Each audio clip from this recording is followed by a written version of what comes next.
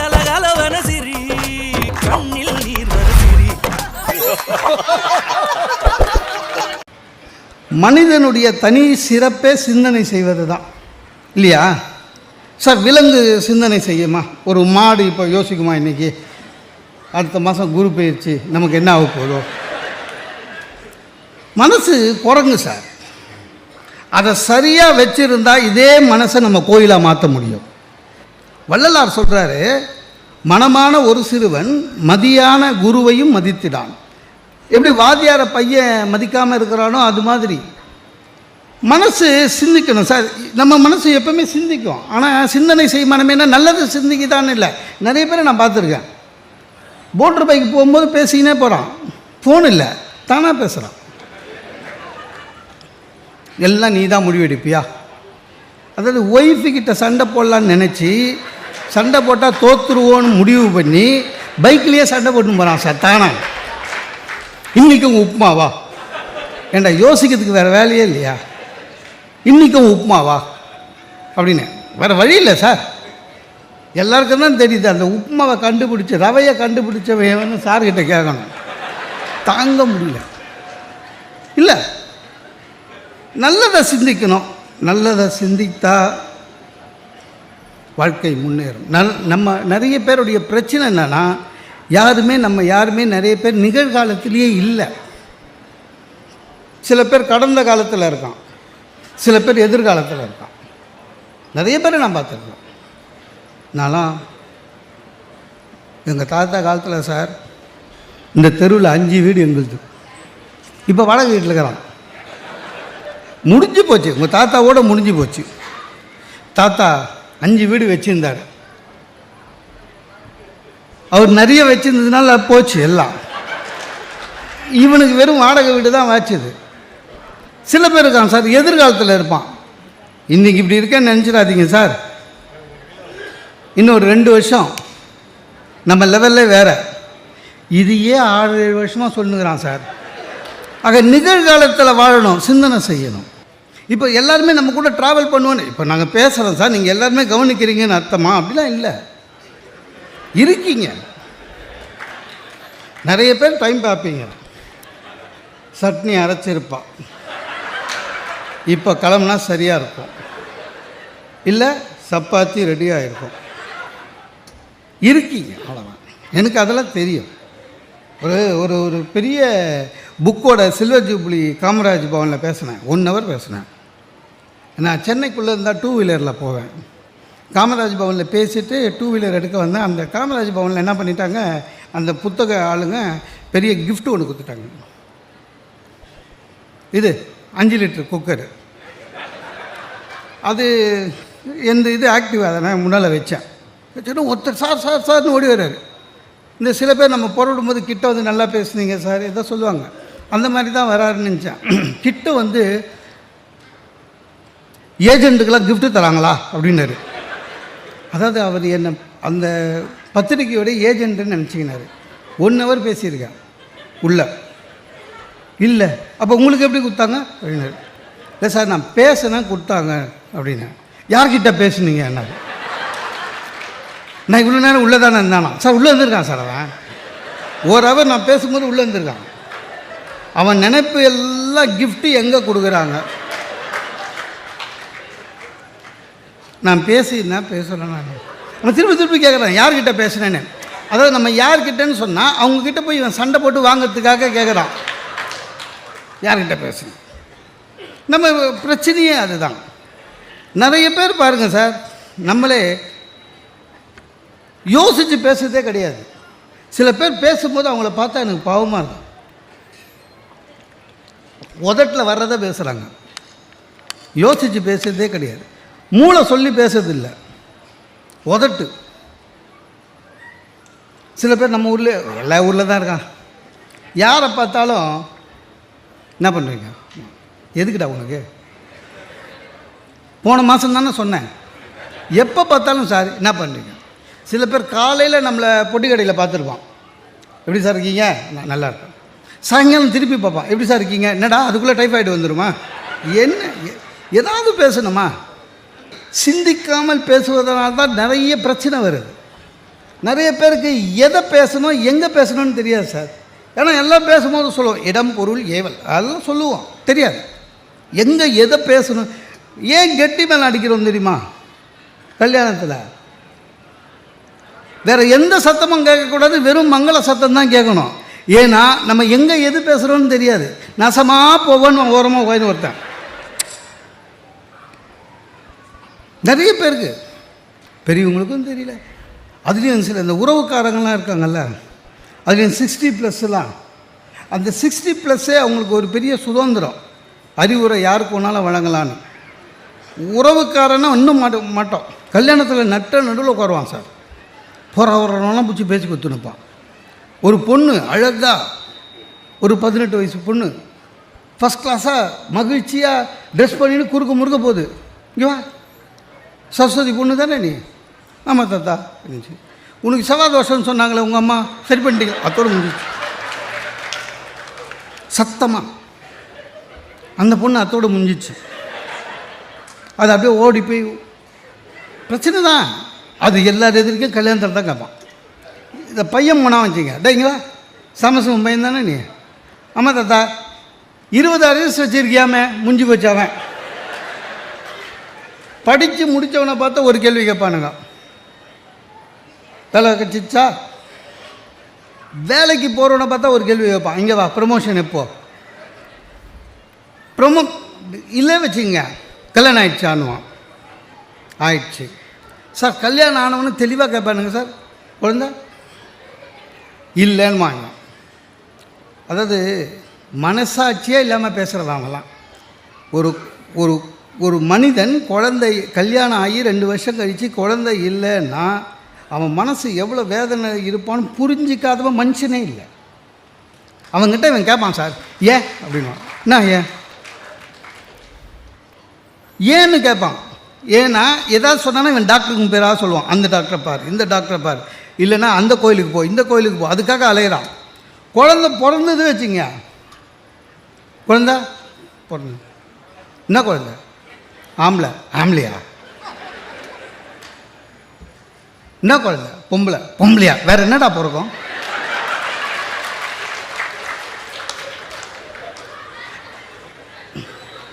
எதுனா எங்கே எது பேசுறதுன்னு தெரியாது.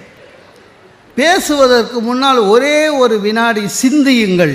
உங்கள் பேச்சு நலமாக இருக்கும், உங்கள் பேச்சை கேட்பவர்கள் நலமாக இருப்பாங்க, இல்லைன்னா உங்கள் மேலே கோபப்படுவாங்க. அதாவது எது பேசக்கூடாது. ஒரு ஹாஸ்பிட்டலில் போனால் பேஷண்ட்கிட்ட என்ன பேசுகிறோன்னு தெரியாது. அவன் பாவமாக ஒரு 7 நாள் இருந்திருப்பான். இவன் கடைசி டிஸ்சார்ஜ் அன்றைக்கி இவன் இந்த காஞ்சிபுரம் சாத்துக்குடி எடுத்து போவான். இந்த ஆஸ்பத்திரியில் சேர்ந்த இங்கே கிட்னி திருடுவானுங்களே அப்படின்ட்டான். அவன் வயிறெல்லாம் தொட்டு பார்க்குறான். அதாவது என்ன பேசுகிறோம்?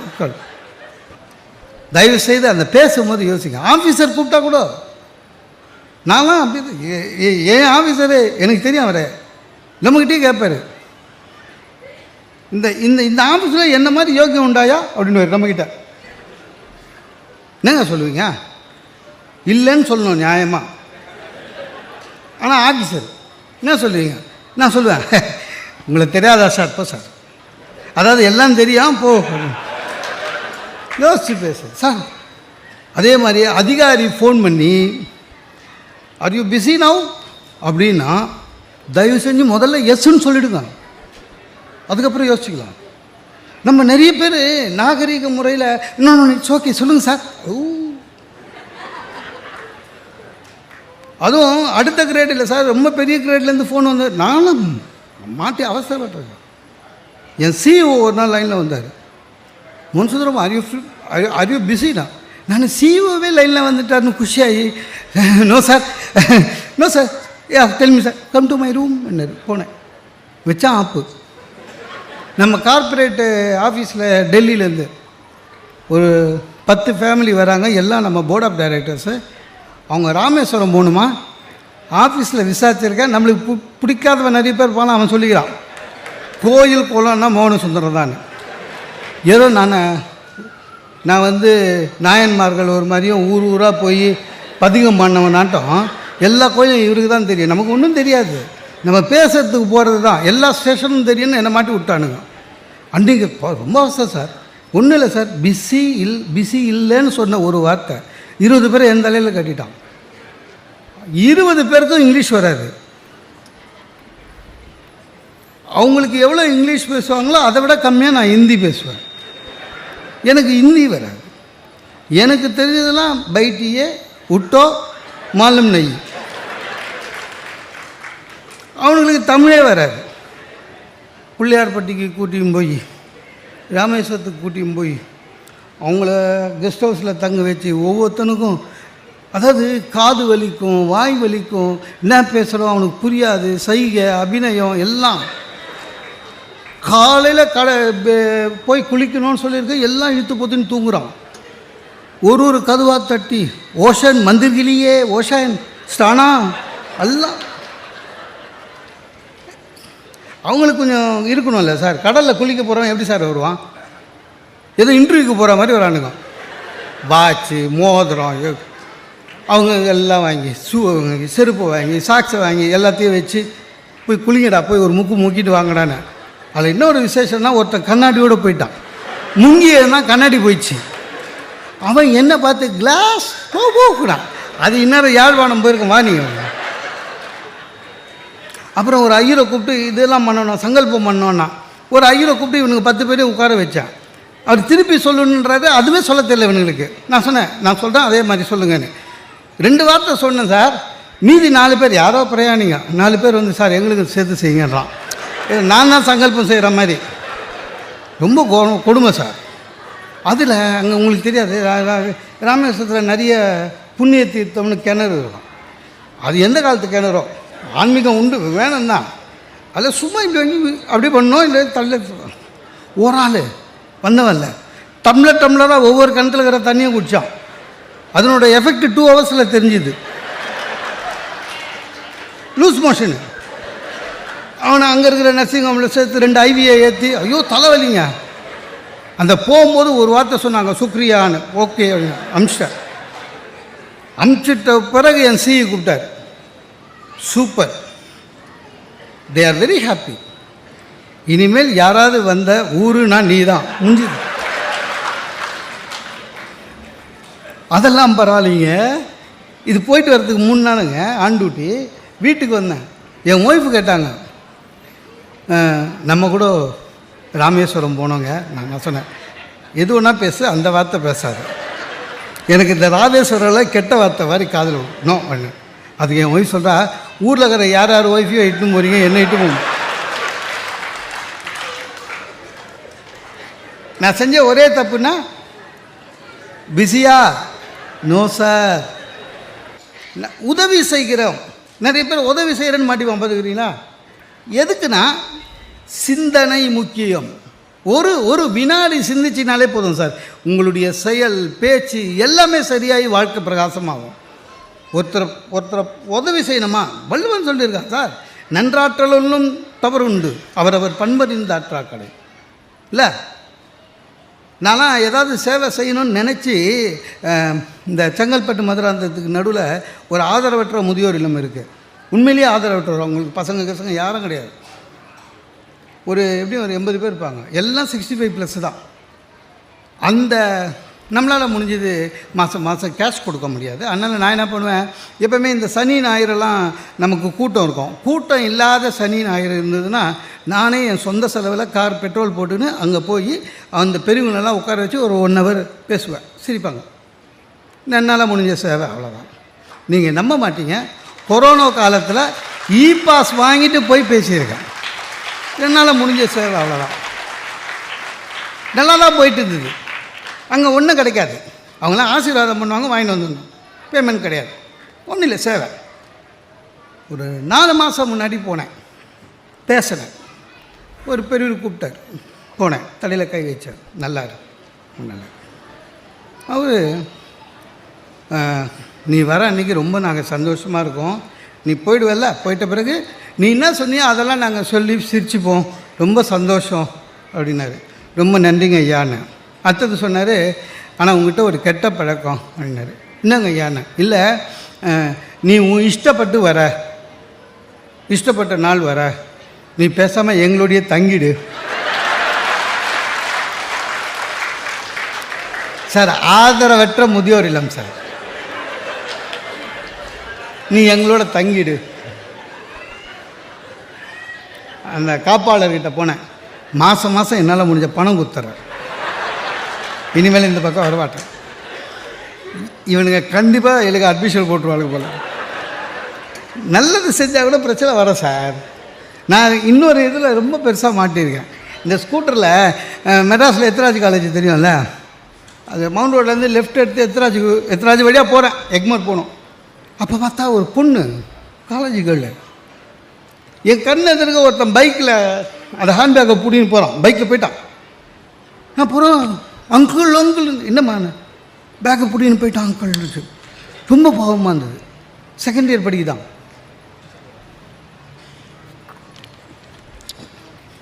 பைக்கில் என்னமா இருக்குதுன்னு நான் நினச்சேன் இது பணங்கன்னு வச்சுருக்க போல இருக்குதுன்னு. ஆக்சுவலாக அந்த பொண்ணு காலேஜ் ஐடி கார்டு உள்ளே இருக்குது, புக்ஸு உள்ளே இருக்குது, பர்ஸு உள்ளே இருக்குது, லைப்ரரி கார்டு உள்ளே இருக்குது. அந்த பொண்ணு அதுக்கெல்லாம் கவலைப்படல. என் மொபைல் போயிடுச்சு சார் அங்கிள், என் மொபைல் எடுத்து போயிட்டான்ச்சு. நான் சொன்னேன், நான் கவலைப்படாத, இப்போல்லாம் போலீஸில் ஜிபிஎஸில் கண்டுபிடிச்சிடுவாங்க, நீ வா ஸ்டேஷனில் போய் கம்ப்ளைண்ட் கொடுக்கலான்னு. நல்லது செய்கிறேன்னு ஸ்டேஷனுக்கு போனேன். என் கெட்ட நேரம் அந்த இன்ஸ்பெக்டருக்கு என்ன தெரியல. இந்த பொண்ணு போச்சு. சார் நான் என்ன, இந்த அம்மா காலேஜ் படிக்கிறாங்க, ஒரு பையன் பைக்கில் பையன் தூக்கிட்டு போயிட்டான் அப்படி நான் சொல்கிறேன். இன்ஸ்பெக்டர் என்னை பார்த்து சொல்லுமா அப்படின்னாரு. அதான் அங்கிள். இது திருப்பி என்கிட்ட பார்த்து எங்கடா உன் கூட வந்தவன் அப்படின்னாரு. கூட வந்தவனா? அந்த பொண்ணு சொல்லுது, நோ சார், இது எல்லாம் கூட்டுக்கலவானிங்க.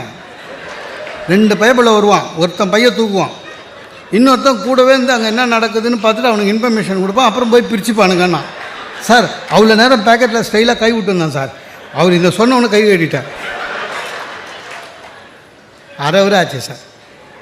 வேலையை பார்த்து நான் எக்மோருக்கு போயிருக்கலாம். ஆனால் இன்ஸ்பெக்டர் இன்னொன்று கேட்டார் என்ன, அதுக்கு என்னால் பதில் சொல்ல முடியல. நீ இவ்வளோ பேசுகிற என்னமோ பெரு சேவை செய்கிறேன்னு, இதே ஒரு கேள்வி பைய தூக்கின்மை தான் வந்துருப்பேயா. எனக்கே சந்தேகம் வந்துச்சு, அவள் உள்ளில் போயிருப்பாள். கட்சியில் அந்த பொண்ணு ரெக்கமெண்டேஷனில் வெளில வந்தேன். ஒரு கிரகப்பிரவேசம் போனால் என்ன பேசணும் சார்? அவன் வீடு கட்டுறதுக்கு எவ்வளோ அலையிறான்னு கட்டுறவனுக்கு தான் தெரியும். கிரகப்பிரவேசம் போனோமா, கண்டிப்பாக ஒரு ஸ்வீட்டு, பொங்கல், வடை, இட்லி, காப்பி, குடி, முடிஞ்சால் கவர் கொடு, இல்லை உடு, வாழ்க வளமுடன் வந்துரு. அவ்வளோதான் பண்ணணும். அது தயவுசெய்து இனிமேல் நீங்களாம் அதான் பண்ணணும். ஏன்னா சும்மா போய் கேள்வி கேட்கக்கூடாது. அவன் கடனை வாங்கி நொந்து இஎம்ஐ கட்டணும்னு வந்து உட்காந்துக்கிறான். வந்துருக்கப்பா சார், எவ்வளோ ஆச்சு, என்ன நீ கொடுக்க போறியா, என்ன எதுக்கு அந்த கேள்வி, எவ்வளோ ஆச்சு? அவன் வந்து இவங்கிட்ட சொல்லாமா வானாமா யோசிப்பான். கூட வேலை செய்கிற ஆஃபீஸ் பக்கத்து சீட்டுக்காரன் எவ்வளோ ஆச்சுன்னு கேட்டால் இவன் யோசிப்பான், சார் எவ்வளோன்னு சொல்கிறது. ஏன்னா அவனுக்கு தெரியும் நம்ம சம்பளம், இவன் மட்டும் எப்படி இவ்வளோ வாங்கிட்டான், அதெல்லாம் யோசிப்பான். ஏன்னா நம்மளை பற்றி மொட்டை கட்டாச்சு போகிறவனே பக்கத்து சீட்டுக்காரன் தான், அந்த பயம் இருக்கும். என்ன பண்ணுறதுங்க, எவ்வளோ ஆச்சு, கம்பி முறுக்கு கம்பி தானே, டேய் நீ என்ன பண்ண போகிற ஓ சார். நான் ஒரு ஃப்ளாட் வாங்கினேன் சார், ஃபஸ்ட் ஃப்ளோரில். என் ஒய்ஃப் சொன்னாங்க அப்போவே, கிரகப்பிரவேசம்லாம் ஒன்றும் வேணாம், கணபதி பூஜை பண்ணிட்டு போயிடலாம். நம்ம கேட்குறோமா கிரகப்பிரவேசம்னு? ஃபஸ்ட்டு கெஸ்ட்டு வந்தது எங்கள் மாமா, தாய் மாமா வந்தார். அதான் அந்த உறவு எதை பேச அதெல்லாம் ஒன்றும் கிடையாது. வந்தார், எவ்வளோ ஆச்சு வந்தார். மாமா வேறு வழியில் சொன்னேன். அப்புறம் அது ஒரு டபுள் பெட்ரூமுங்க. இவர் இப்போ பசங்க வளர்ந்ததுன்னா இந்த சவுறு இடிச்சு பெருசாக்கலாமா என்னார்? ஏன் அந்த சவுறு அந்த ஃப்ளாட்டுக்காரர் இருந்துன்னு. அப்போ இது அந்த ஃப்ளாட்டுக்காரர். அப்போ அது செகண்ட் ஃப்ளோருக்காரனுக்கு அதான் கிரவுண்டு அப்படின்னு, இது கிரவுண்ட் ஃப்ளோருக்காரனுக்கு அதான் சீலிங் அப்படின்னு. சார் அவர் ஒரு கேள்வி ஒன்று கேட்டார் சார், ஏண்டா 65 லட்ச ரூபா கொடுத்துட்டு இந்த சவுறு உண்டு இல்லைன்ற, அந்த சவுறு உண்டு இல்லைன்ற, 65 லட்ச ரூபாய்க்கு உண்டு என்னது தாண்டா வாங்கினேன்னாரு. சார் ஒரு நிமிஷம் நாளே பயந்துட்டேன் சார், ஒருவேளை ஏமாந்துட்ட போல. ஒரே செகண்டில் அவ்வளோ விட்டாதாக்கிட்டார். இத்தனைக்கும் அவர் படிக்காதவருங்க, ஸ்கூல் போகாதவர். ஒரு கேள்வி கேட்டார் பாருங்க, ஆமாம் இந்த ஃப்ளாட்டு வாங்கினீங்க, லேண்டில் எவ்வளோ வரும்னு தெரியல, ஏன்னா திடீர்னு பூகம்பம் 8.5 ரிக்டர் வந்தால் என்ன பண்ணுவேன்னு இருக்கு. எனக்கு என்ன ஆச்சரியன்னா, அப்புறம் அவசகுணமாக பேசுறது கூட ஆச்சரியம் இல்லை, அதாவது என்னை காலி பண்ணுறதுக்குன்னே படித்தவங்ககிட்ட கேட்டு வந்துருக்காரு. ஏன் சார் இந்த ரிக்டர்னு பேசுகிறதெல்லாம் படித்தவனுக்கு பேசுகிறது, ரொம்ப பொது அறிவு இருக்கிறவன் பேசுறது. இல்லைன்னா மழையை வந்து சென்டிமீட்டராக கணக்கு போடுவோம், இல்லை பூகம்பத்தை ரிக்டராக கணக்கு போடுவோம். இவர் யார்கிட்டே கேட்டு வந்திருக்காரு என்னை காலி பண்ணுறதுக்குன்னு. அப்படியும் ஒன்றும் இல்லை, அப்படியும் வந்தார்.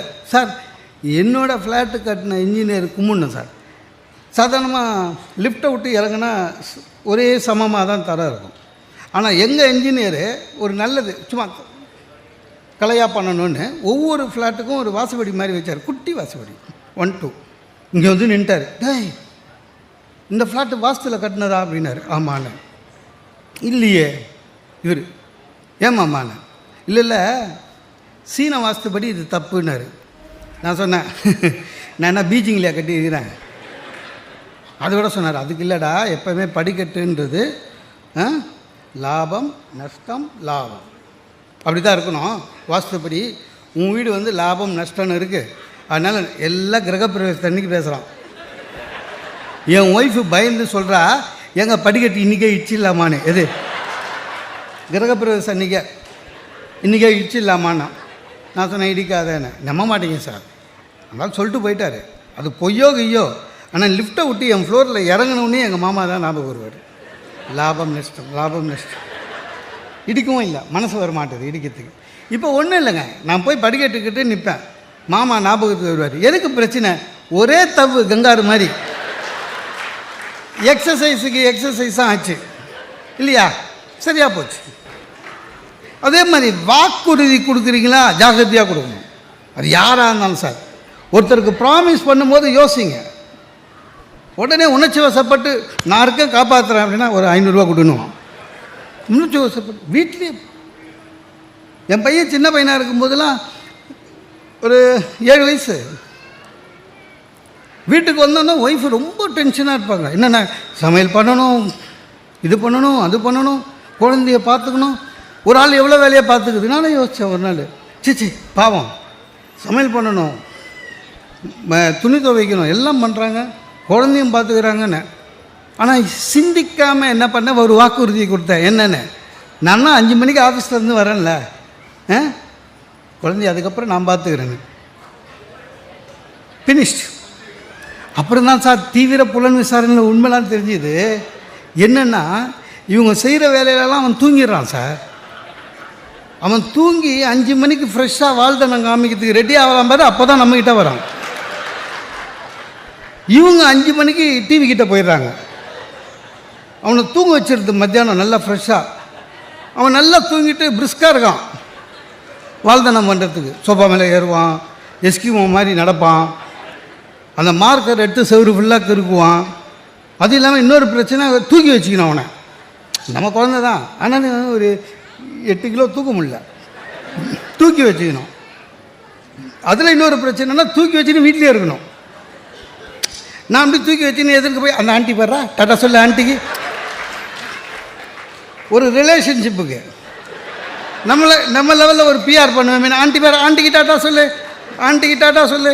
ஒன்றும் ஓன்னு அழுவான்.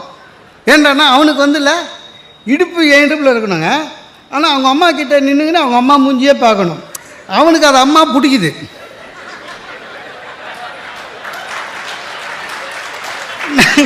நமக்கு 8 கிலோ கையில் வச்சுன்னு எரிச்சலாகிட்டு அதை மூஞ்சி பார்க்க. எப்போ பாரு குழந்தை தூக்கிங்க, வேடிக்கை காட்டுங்க, குழந்தைய தூக்கிங்க, என்னங்க வேடிக்கை காமிக்குது அந்த 900 ஸ்கொயர் ஃபீட்டில் வேடிக்கை காட்டுங்க. என்னதான் வேடிக்கை காமிக்குது. டாக்டர் வீட்டுக்கு போனால் கூடங்க டோக்கன் கொடுத்து உட்கார வைப்பாங்கல்ல, குழந்தை கையில் கொடுத்துருவான். குழந்தைக்கு வேடிக்கை காமிக்க. ஏங்க டாக்டர் வீட்டில் என்னங்க வேடிக்கை காமிக்குது. அப்படியே கூட்டி போய் நர்ஸை காமிச்சேன். நர்ஸு பாடுறானே, அவன் அதை பார்த்து ஒன்று அழுகுறான். அவனுக்கு தெரியும் அந்த அம்மா ஊசி குத்தோன்னு, ஏற்கனவே குத்தி இருக்குது. ஒரு கல்யாண வீட்டுக்கு போகுங்க, கல்யாண வீட்டுக்கு போகும்போது என்ன பண்ணுவோம், போகும்போது நல்லா ஏங்க டிஃபன் சாப்பிட்ருங்க முதல்ல, போங்க போங்க, சரி நம்ம மேலே அன்பாக சொல்கிறாளாக்கான்னு போய் சாப்பிட்டு வந்துட்டா சார். சாப்பிட்டீங்களா? நான் யாரு குழந்த கொடுத்துட்டு அவள் ஜோதியில் ஐக்கியம் போயிடுவான். அதுக்கப்புறம் லஞ்ச் வரையும் காணவே இல்லை. இந்த ஸ்னகின்னு ஒன்று இருக்குதுல்ல, அதை மாட்டி விட்டால் முடிஞ்சு போச்சு அவங்க வேலை. நம்ம எல்லாத்தையும் தூக்கி அலையணும். நான் நம்ப மாட்டீங்க, அந்த கல்யாண வீட்டு வாசலில் வாட்ச்மேன் இருப்பார்ல, அவருக்கு ஒரு சேர் போட்டிருப்பாங்களா, அந்த சேரில் உட்காந்துப்பேன்.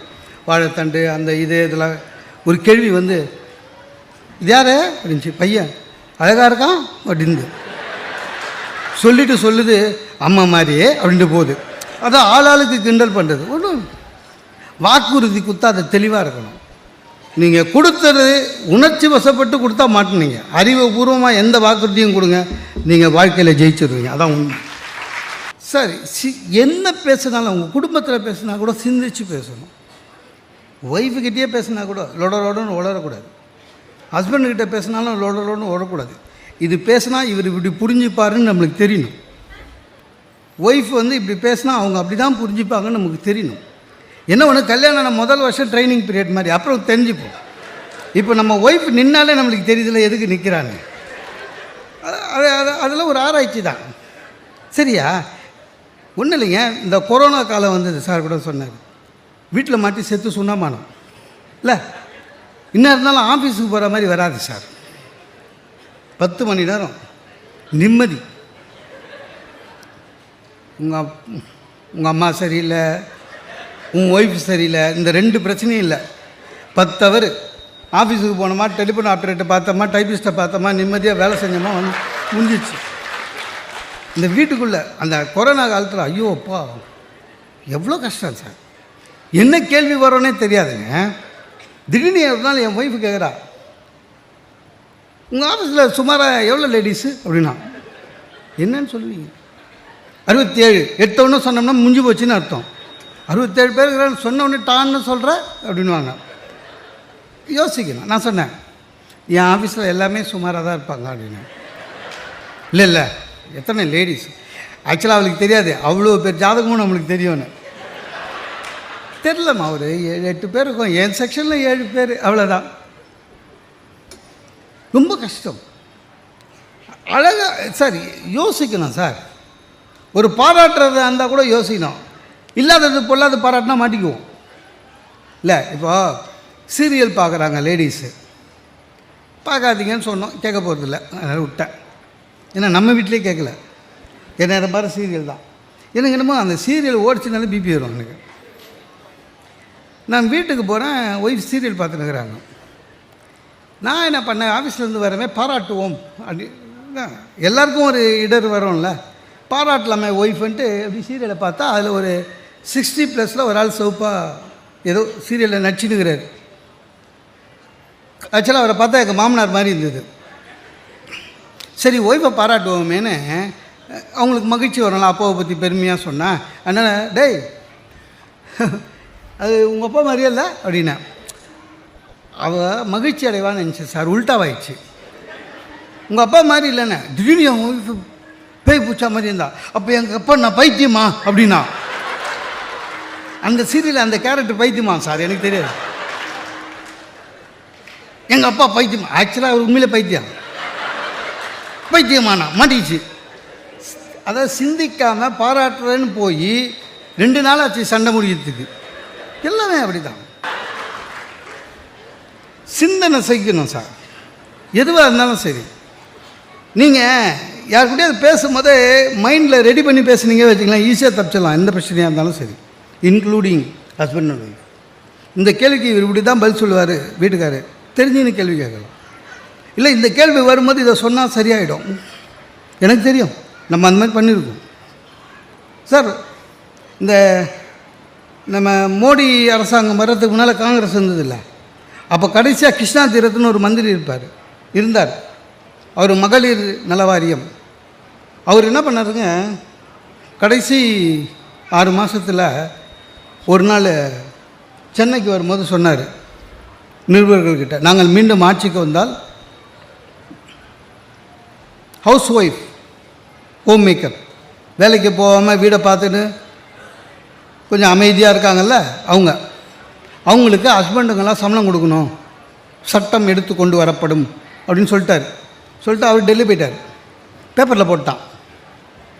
நான் அடுத்த நாள் படித்தேன் தூக்கி போட்டேன். என் ஒய்ஃபும் படிச்சிருக்கான். ஒய்ஃபும் படிச்சுட்டு நான் ஷூ போடுற நேரத்தில் எங்கள் பேப்பர் படிச்சிங்க, நான் படித்தேன். இந்த மாதிரி ஹவுஸ் ஒய்ஃபாக இருக்காங்கல்ல, அவங்களுக்கெல்லாம் ஹஸ்பண்ட் சம்பளம் தரணுமாமே. பிரச்சனை ஆரம்பம். யோசித்தேன். நீ சொல்லுமா. சரி என்ன நான் சொன்னேன், அதெல்லாம் சொல்லுவாங்க, சட்டம்லாம் வராது. வந்ததுன்னா அவன் சொன்னாங்க, கொடுக்காத ஹஸ்பண்டை அரெஸ்ட் பண்ணுவாங்களாமேன்னு. சார் அந்த நியூஸ் நானும் படித்தா அந்த வரியே இல்லை. இவளே சொல்கிறா அந்த வரியே இல்லை, நான் தான் படித்தேனே. கொடுக்காத ஹஸ்பண்ட் அரெஸ்ட் பண்ணுவாங்களாமேனா.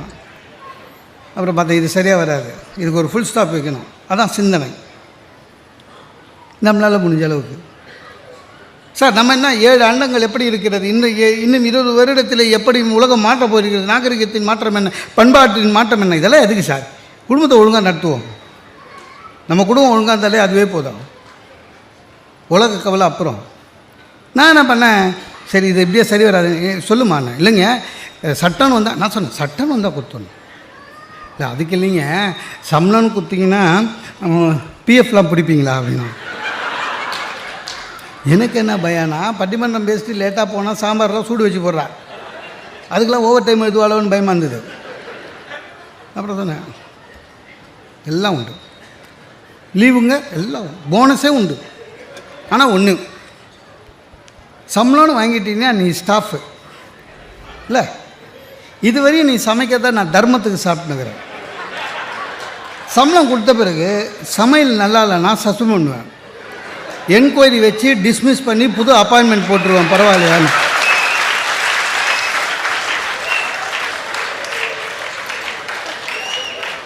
அதுக்கப்புறம் அதை பற்றி பேச்சே இல்லை. ஒருவேளை அந்த சட்டம் வந்ததுனாலும் அவள் கவலைப்பட மாட்டான். அதான் சார் சிந்தனை. சார் குடும்பமே உணர்ச்சி பூர்வமாக நடத்தக்கூடாது சார். வேதாத்திரி மகரிஷி சொல்கிறாரு, குடும்பம் நீ நடத்த வேண்டும் என்றால் அது உணர்ச்சி பூர்வமாக நடத்தாதே, அறிவுபூர்வமாக நடத்து, அப்பொழுதுதான் வாழ்க்கை வழங்கும். குழந்தைங்களுக்கு கற்றுக் கொடுக்கறது கூட நம்ம உணர்ச்சி. இப்போ பாருங்களேன், நிறைய வீட்டில் குழந்தைங்கள சாப்பிட வைக்கிறது, கதை சொல்கிறதுலாம் கிடையாது, மொபைலில் கொடுக்குறோம். சார் மிக்கி மவுஸ் பார்க்குறான் பையன், தப்பாக நினச்சிக்காதீங்க. வளர்கிற குழந்தைகளுடைய மூளை எப்படின்னா, எதை அடிக்கடி பார்க்குறாங்களோ முகம் அதுபோல் மாறும். இது ஆய்வு சொல்லுது. நீங்கள் மிக்கி மவுஸே பார்த்துருந்தா வச்சுக்கலேன், வளர்ந்தானா எலி மூஞ்சா இருப்பான். கதை சொல்லுங்கள் தயவு செஞ்சு, நிலாவை காமிங்க. சரி நம்மளே நிலா பார்த்து நாளாச்சு. எத்தனை பேர் சார் சூரியனை பார்த்துருக்கோம் கடைசியாக நிமிந்து? எத்தனை பேர் நிலாவை பார்த்துருக்கோம் நிமிந்து? எப்பவும் டென்ஷனாக சுற்றுறோம். சிந்திக்கணும், எதுவாக இருந்தாலும் சிந்திக்கணும். குழந்தைக்கு சொல்லிக் கொடுக்குறது சிந்திக்கணும். அவசரப்பட்டு குழந்தைகிட்ட பேசக்கூடாது. குழந்தை சார் ஒரு குழந்தை கெட்ட வார்த்தை பேசுது சொல்லாதீங்க. அந்த மாதிரி குழந்தை தானாக கெட்ட வார்த்தை பேசலை, அது கேட்ட வார்த்தையை தான் பேசுகிறது. நீ வீட்டில் கெட்ட வார்த்தை பேசுனா பேசும். குழந்தைகிட்ட சொல்லிக் கொடுங்க. தீபாவளிக்கு அப்பா பட்டாசு வாங்குறாருங்க, வாங்கின பட்டாசு எப்போவுமே எல்லா அப்பாவும் இன்க்ளூடிங் மீ என்ன பண்ணுவோம், தீபாவளிக்கு பையன் கேட்குறான்னு நிறைய வாங்கிடுவோம். ஆனால் எல்லாத்தையும் வெடிக்க அலோவ் பண்ண மாட்டோம் இல்லை. பாதி 8 வை எதுக்கு? கார்த்திகை தீபம். அந்த கார்த்திகை தீபம் என்னென்னா அந்த பையனுக்கு சொல்லி தர மாட்டோம் இல்லை. பாதி 8 வை, இன்னொரு வாட்டி இன்னொரு பண்டிகை வரும், ஃபெஸ்டிவல் வரும், பூஜை வரும். அப்போது அவன் நைட்டை எப்போ தீபாவளி முடிஞ்சு அதே தான் பார்த்துட்டு அவங்ககிட்ட சொல்லணும். ஃபெஸ்டிவலுக்கும் பூஜைக்கும் இருக்கிற வித்தியாசத்தை குழந்தைக்கு சொல்லிக் கொடுக்கணும். ஒன்று மகிழ்ச்சியாக கொண்டாடுவது, ஒன்று பக்தியாக கொண்டாடுவது இல்லை. அதெல்லாம் அதை சொல்கிறது இல்லை. அன்னைக்கு தீபாவளி முடிஞ்சு அமாவாசை, மலை அமாவாசை. பையனுக்கு இன்றைக்கி ஏதோ வீட்டில் விசேஷம்னு தெரிஞ்சு போச்சு. அப்பா கிட்ட போய் கேட்டான், அப்பா பட்டாஸ் இன்றைக்கி வெடிக்கூடாது, நீ தானே சொன்ன பூஜை அன்றைக்கி வெடிக்கலாங்க. ஏன்னா அவனுக்கு சொல்லித்தரல வெடிக்கக்கூடாது. அப்போ எப்போ தான் வெடிக்கிறது அப்படின்னா நம்ம தான் உணர்ச்சி வசப்பட்டு பேசுவோமே, நான் செத்தா வெடி போ அப்படின்னா பையன் சொல்கிறான் அதுக்குள்ளே திருமேன்றான். அவன் கவலை அதுதான், அதுக்குள்ளே திருமேன்றான். இப்போ தான் தெரியுது ஏன் சில பேர் செத்தா பசங்க சாவுக்கு பின்னால் பட்டாசு வெடிக்கிறாங்கன்னு. அவங்க அப்பா சொல்கிறத நிறைவேற்றினுக்கிறாங்கன்னு அர்த்தம். சார் எதையுமே சொல்லிக் கொடுக்கணும் சார். வீட்டில் பொய் சொல்கிறது நிறுத்தணும். முதல்ல உணர்ச்சி வசப்பட்டு பொய் சொல்கிறது மாட்டிப்போம். இந்த ஆண்களுக்கெல்லாம் மனைவி கிட்ட பொய்யை கொஞ்சம் குறைச்சிடலாம், உண்மையை சொல்லிடலாம். அதை விட ஒரு நல்ல நட்பு கிடைக்காது. உண்மையே பேசிட்டு இருந்தீங்கன்னா மனைவி கிட்ட, அதை விட ஒரு சிறந்த நட்பு உலகத்தில் கிடைக்காது. பொய் சொல்லி சார் நம்மளாம் எவ்வளோ படித்தவன், MBA படிச்சிருக்கோம், இவ்வளோ எக்ஸ்பீரியன்ஸ் இருக்குது. நமக்கு இருக்கிற மேலதிகாரி எவ்வளோ படித்தவன், நம்மளோட எக்ஸ்பீரியன்ஸ் அதிகம், நம்மளோட படிப்பு அதிகம். ஆனால் நம்ம சொல்கிற பொய்யை அவன் நம்புகிறான் சார். இல்லை எத்தனை பேருக்கு டிகிரி கொடுத்துருக்கோம். வீட்டிலங்க நம்மளோட கம்மியாக படிச்சிருக்காங்க, ஆஃபீஸ் எக்ஸ்பீரியன்ஸே கிடையாது, ஹவுஸ் ஒய்ஃப். ஆனால் அவங்க கண்டுபிடிப்பாங்க பாருங்கள், மட்டிப்போம். போய் சொல்லவே முடியாதுங்க, மூஞ்சி பார்ப்பாங்க, க்ளீனாக கண்டுபிடிப்பாங்க. ஒருத்தன் நம்மளுக்கு இந்த ஆண்களோட பிரச்சனைன்னா சரியாக பேச வராது. சாதாரணமாகவே பெண்கள் சாதாரணமாகவே நல்லா பேசுவாங்க. இந்த சண்டைன்னு வந்துச்சுன்னா நம்மளுக்கு பேச்சே வராது. பார்த்துக்கிறீங்களா, குடும்பத்திலே சண்டை வந்ததுன்னா சண்டை ஆரம்பத்திலே கேட்பான், நீ லாஸ்ட்டாக என்னன்னா சொல்கிற அப்படின்வான். டேய் இன்னும் சண்டையே ஆரம்பிக்கலடா, லாஸ்ட்டாக என்ன சொல்கிறேன்னுவா. ஏன்னா அவனுக்கு முடியணும். ஆனால் லேடிஸ் அப்படி இல்லை, அவங்க சாதாரணமாக நல்லா பேசுவாங்க. சண்டைன்னு வச்சுங்க கீப்பு கீமு எல்லாம் வரும். அன்றைக்கி நீங்கள் திட்டினீங்களே என்ன ஸ்கூட்டர் எடுக்கும்போது நமக்கு பயமாக இருக்கும். டெய்லி தான் திட்டுறோம், மைண்டு வயசு என்னைக்கு கேட்டுதுன்னு. ஒருத்தன் சாதாரணமாக ஞாயிற்றுக்கிழமை 10 மணி வரையும் தூங்குறவன், அன்றைக்கி திடீர்னு பார்த்தீங்கன்னா காலையில் 7 மணிக்கு எழுந்துக்கிறான். எழுந்து ஷேவ் பண்ணுறான், ஞாயிற்றுக்கிழமை ஷேவ் பண்ணுறான் அப்படின்றான், ட்ரிம் பண்ணுறான், இன் பண்ணான், ஃபஸ்ட் கிளாஸாக ஷூ பாலிஷ் போடுறான். இவளுக்கு சந்தேகம் வந்துச்சு. ஏன்னா ஞாயிற்றுக்கிழமையில் சாதாரணமாக 11 மணி வரையும் லுங்கியோடு தூங்குறவன் ஒன்றுமே சொல்லாமல் கிளம்புறான். இந்த அம்மா என்ன பண்ணிச்சு, எங்கங்க என்னையா கேட்ட? பொய் சொல்லும் போது நம்ம ஆளுக்கு பேச்சு வராது. அது இல்லாமல் பொய் சொல்லும் போது சத்தமாக பேசுவானுங்க, பார்த்துக்கிறீங்களா? என்னது என்னையா கேட்ட? டை உன்னை தான் கேட்குது சொல்லிட்டா. என்னையா கேட்ட? உன்னை தான் கேட்குது சொல்லு. நான் வந்து சேர்மன் டெல்லியிலேருந்து வர்றாரு, ரிசீவ் பண்ண போகிறேன். பொய் அவளுக்கு தெரியும் பொய்ன்னு. நீ பொய் சொல்கிறன்னா சண்டை பெருசாக இருக்கும். அவங்க எவ்வளோ புத்திசாலிங்க லேடிஸு. டக்குன்னு எப்படி வர்றாரா? சரி சரி சேர்மனா சரி. அந்த மாதிரி என்ன பண்ணிடுச்சு, விளையாடி இந்த பையனை கூப்பிடுது, டே இங்கே வா அப்படின்ச்சு. பிளேன் கிட்ட இருந்து பார்க்கணும், நீ அப்பா ஏர்போர்ட்டு போகிறாரு கூட போனுச்சு. அப்போ நீ என்ன நம்ப? அப்போ நம்ப டே நம்மள அனுப்புது. உண்மையை சொல்லு.